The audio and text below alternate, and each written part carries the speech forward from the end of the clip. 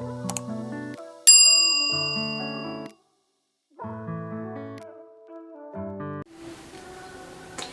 guys, I have a quick message to share today.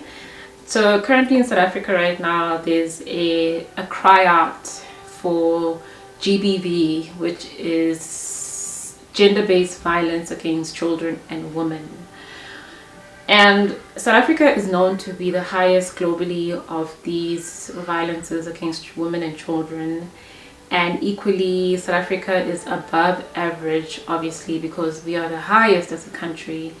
However, the systems that are meant to protect women and children are still not very robust, right? You still hear stories of people having gone through a case of an abuse and they go to the police station says they can't help you, they don't deal with these specific matters, and they are just left to go deal with the situation themselves. This topic resonates with a lot of people currently right now. If you are on social media, you will see purple all over. Purple in the Bible is a very royal color. It's a royal color. It represents royalty. It represents queendom, right? It's a beautiful color. There's a lot of representation when it comes to the color purple. And I believe we are all queens. All women are queens. All children are precious jewels in the heavenly realm, right? And to their parents. I have personally I have witnessed, because one in many people in the room, wherever you are, is probably being abused, but probably you don't know about it, right? I had a family member who was abused, but not that obvious abuse that will show in your face, like somebody hitting you, somebody bashing you with a bat or anything hectic like that. But she was abused emotionally, right? And I remember I could pick it up. I could tell that something was shifting. And it's always tricky to get in between a relationship between two people, to kind of chime in and share your views and how you, like, if you don't say anything, you'll feel guilty that you didn't say anything. So at that time, even though I wasn't so aware about these cases and how abuse can show, I noticed it because I was very close to her. So just quickly, we grew up together. She was my mom's sister's child to my cousin, very close, and she went to primary school with my sisters and I. We went to high school, and then me and her and I went to varsity together, so we were always this close.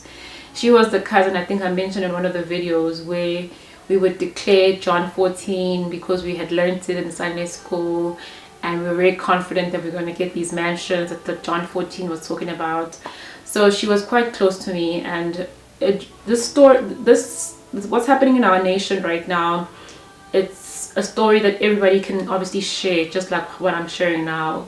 She went through a series of abuse, and she never vocally shared, because another thing about her, she was very shy, and she kept to herself at a fault, right? Even when I am shy, I'm an introvert, but I realized at some point I had to speak, right? And anyways, we grew up, we separated, people started having kids, getting partners, and she got married to that same person that she got married to. It's up to the individual. However, I was reminded obviously about her because of how she left us, and the series of events that led her from leaving us and leaving this earth. And she had a daughter, right? And she was still a toddler when she died. And it's just so unfortunate that someone can cause someone to emotionally feel like they don't have a place here on earth anymore, and they can buy their way into making them feel better. But what happens when buying flowers, taking you on vacation doesn't work? There's that mental anguish that one needs to live with in their mind that nobody understands except for the person who is going through it. You can sympathize, but if you haven't gone through it, not amount of talking can make that person, you know, get out of the situation, no matter how much you try to convince them. And that's also the piece, or what I had to deal with, in terms of, okay, it's okay, she's not listening, but I'm going to continue praying for you. We want the best for you. We love you.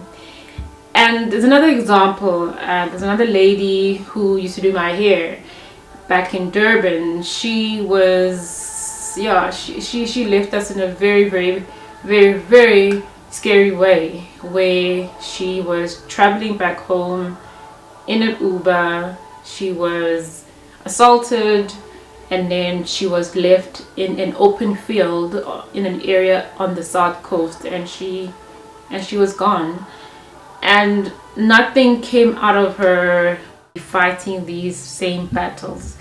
And I pray that this outcry of the people of South Africa and across the world, those who are allies, those who are supporting, you know, may it be heard.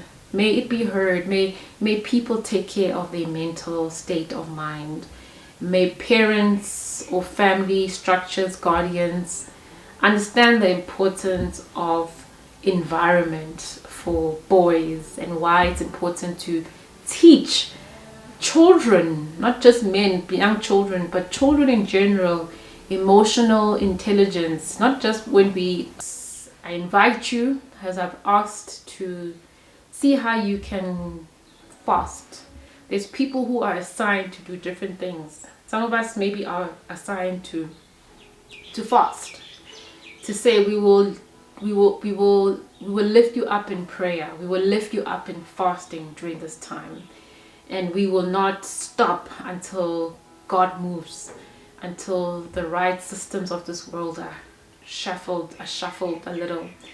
So I hope you guys, if you're watching from another country, go online, see what Women for Change is doing and why they're doing it. It's important to always understand why, because sometimes we join these movements and we don't know why we're joining these movements and who's who in these movements. So please do some research, understand where we come from, and I'm sure you can share your own story about somebody that you knew, and somebody that maybe you've gone through something similar as well, and you for the cause. Have an awesome day. Bye.